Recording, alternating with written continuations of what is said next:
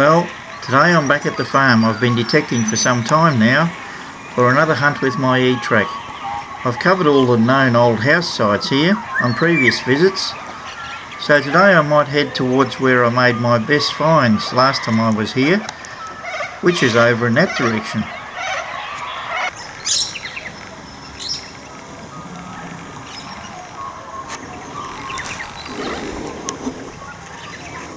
And my first find, a modern pull tab.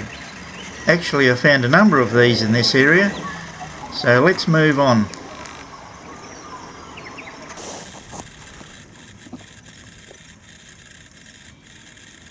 After a while, my first coin.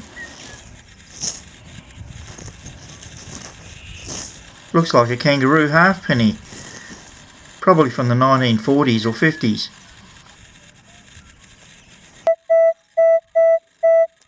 Only a foot away, another good signal.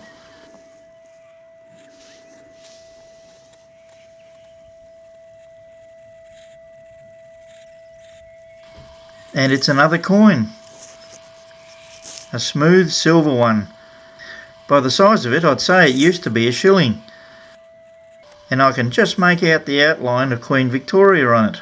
I was thinking that it's interesting that I just found two coins from totally different times, only a foot apart, when there doesn't seem to be any other coins around this area. One good thing about detecting on grass on a damp morning, you can see the tracks where you've been. It's early spring here now, and with more grass growth, it's not as easy to detect as it was back a month or two ago in winter. I'm slowly heading across to the area where I found a cartwheel penny the last time I was here. And after a while, here's a 1951 threepence. This area used to be the edge of the sports oval that was used in the 1940s and 50s, so I'm expecting some Aussie pre-decimals here.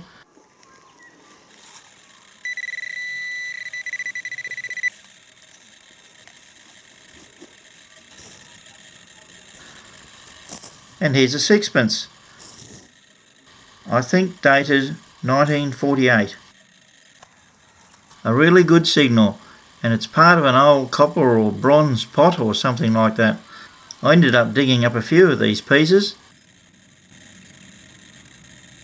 And another threepence.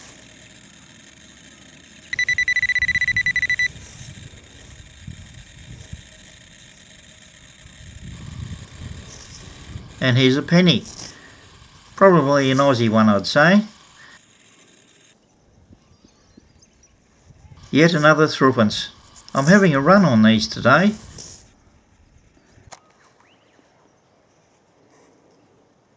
Near a tree in the longer grass, today's first button.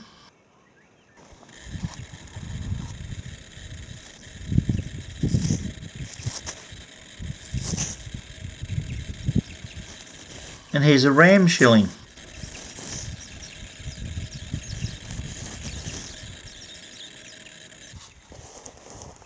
Out of this hole popped a big copper coin. I'm hoping for a token, but there's Queen Victoria.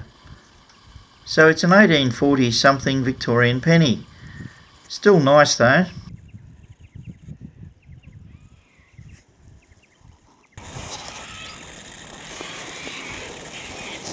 Another threepence. It could be, but it's with an attachment. Now that's interesting.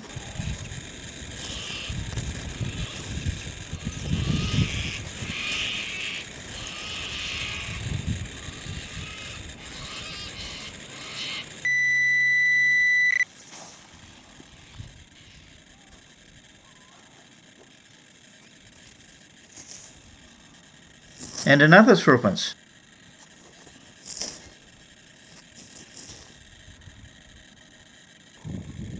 Rechecking the hole, and there's one more, but it's an earlier one this time, probably dating from the 1920s or something like that.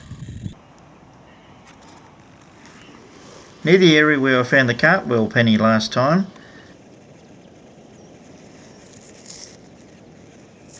And here's a William IV sixpence.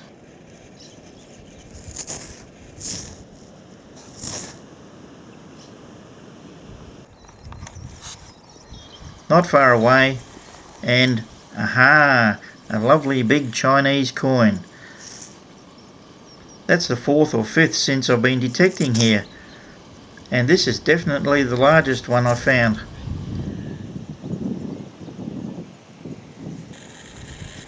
Next up, and here's a Victorian threepence.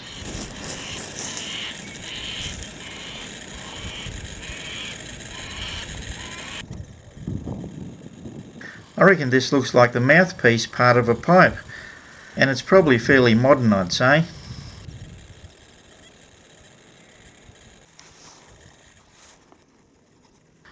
And here's a penny of some sort.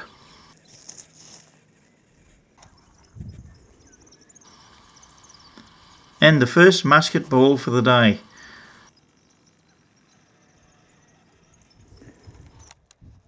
Looking up, the black clouds are starting to roll in. I better keep an eye on that. Might have to make a dash for it soon.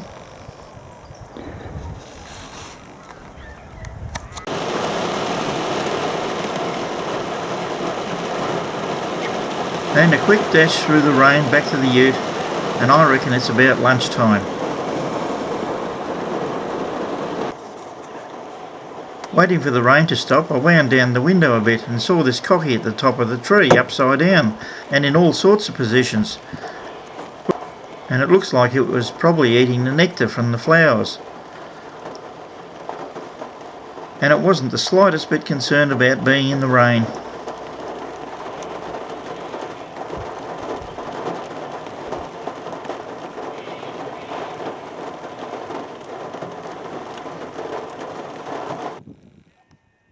Oh well, eventually that shower cleared, and it looks as if it's going to be fine for a while at least, so it's back into more detecting.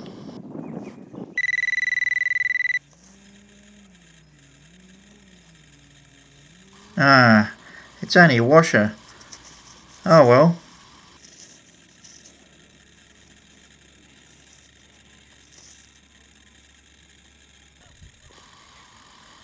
But it's a coin this time, an early type Australian penny.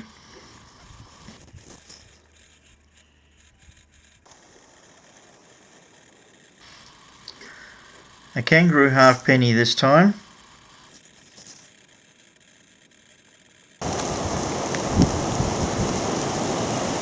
Another shower, and it's a heavy one. I sheltered behind a tree for a while, which was okay, until the branches started dripping.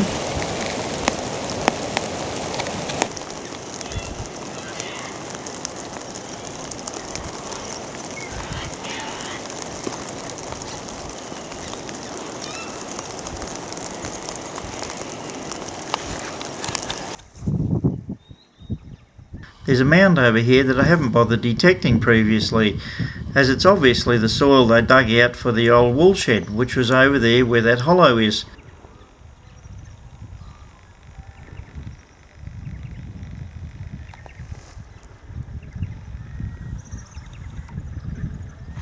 But where I found the Chinese and a couple of the other older coins is on the edge of this mound, just in front of that tree.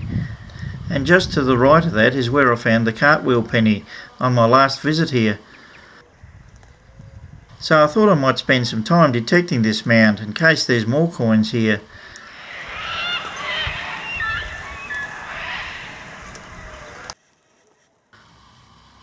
But all I found was this musket ball and some deep iron.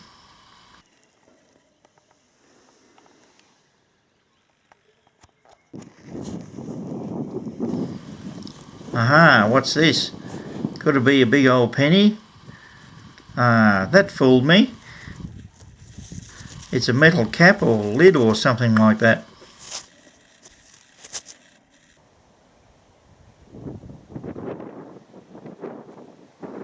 Just to finish off the afternoon, I wandered into an area where I found some coins on my last visit.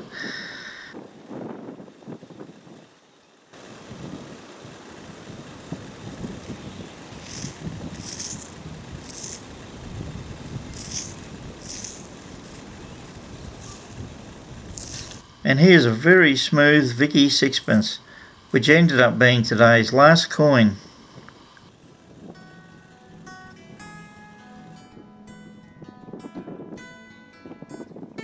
The shadows are getting longer now, so it's time to start thinking about heading for home.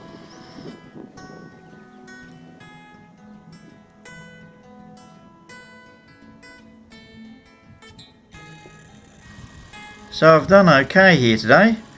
I reckon I found about the same amount of coins that I found last time. A very successful day's detecting. Okay, a quick look at today's finds. First up, today's rubbish, which includes some more modern stuff.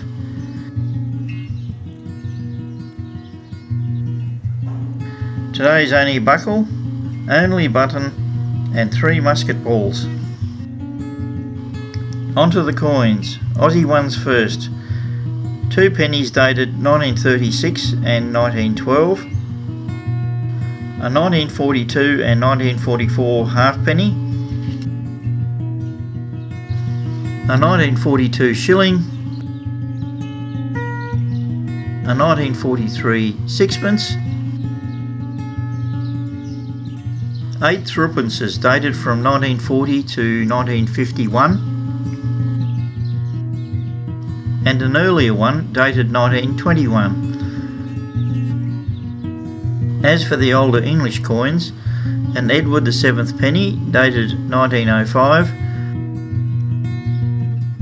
the big old Victorian penny from 1847, and it's not in too bad a condition considering how long it must have been in the ground. An 1867 Vicky threepence, and an 1835 sixpence from the time of William IV. Here's the very worn Victorian sixpence and shilling, only just recognisable as such by the faint outline of Queen Victoria. And an 1875 threepence attached to some other bits. The only thing that I can think of is that this might have been at the end of an old fob watch chain. Now I don't know much about Chinese coins, but after some internet research, I reckon that this coin might date from the time of Emperor Yongzheng, which is 1723 to 35, which would definitely make it the oldest coin I've found on this site. But I might be way off the mark there, and stand to be corrected by anybody out there that knows more about these coins than me. So with a mixture of Aussie, English and Chinese coins, I had a good day's detecting today and did much better than I expected. The coin total ended up being 23. Okay, well that's about all for now. Thanks for watching, and until next time I'll say goodbye.